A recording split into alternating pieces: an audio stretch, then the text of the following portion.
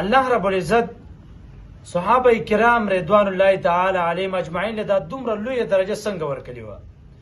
دا دومره لویه درجه ولې ورکړله؟ وجه څه ده؟ یوه وجه خو دا ده چې دوی د پیغمبر علیه صلات وسلام په صحبت کې به ناست وو، نو ځکه الله دومره لویه درجه ورکړه. خو دویم په دې کې د عمل ماده د انتهایي سیوا وه.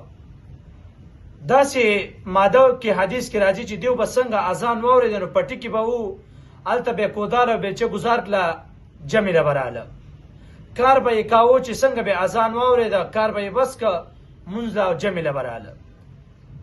ځکه له الله رب العزت دومره لویه درجه ورکړله.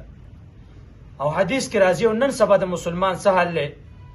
حدیث کې راځي پیغمبر علیه صلات وسلام فرمایي من سمع النداء، یو کس اذان واورېده او عذر یې نشته، هېڅ یې نشته، او دا په کور کې مونځ وکړي، دا په دکان کې مونځ وکړي او هېڅ عذر نشته او دا جومات ته حاضر نشي، نو پیغمبر علیه صلات وسلام فرمایي دا کم مونځ چې ده په جومات کې وکړه، دا کم مونځ چې ده په کور کې وکړه، نو دا مونځ د ده نه قبلېږي، دا مونځ د ده نه کېږي. دا ولې دومره سخت وعید دی؟ ځکه مسلمان ډېر الله رب العزت پرې ډېر زیات خفه کېږي. الله اوس د اویو میندو نه سیوا مینه کوي، نو دا چې په جومات کې مونځ وکړي نو الله له یو مونځ په 27 او په 25 باندې بدلوي. دې وجې نه مسلمان چې کله اذان واوري د الله نوم واوري نو دی به جومات ته راځي.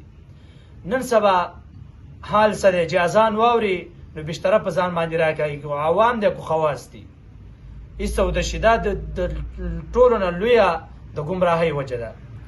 پیغمبر علیه صلات وسلام ډېر شی احادیث مبارکه په دې باندې دي، ډېر انتهایي وعید دی چې څوک اذان واوري او دا جومات ته لاړ نشي نو د دې مونځ نه کېږي. او دا زموږ د امام اعظم ابو حنیفه رحمه الله مذهب هم دی چې څوک اذان واوري او عذر نه بیمار نه بله وجه نشته او دی قصدن عمدن کور مونځ کوي نو د ده دا مونځ نه کېږي، او په دا داسې حالات کې کور مونځ کول دا حرام دي. او په دې حالات کې چې ته هېڅ عذر دې نشته او بیا هم جمع نه راځي نو کور دې مونځ نه کېږي، په تا باندې د مسجد مونځ کول، جمع ته حاضري کول دا فرض دي.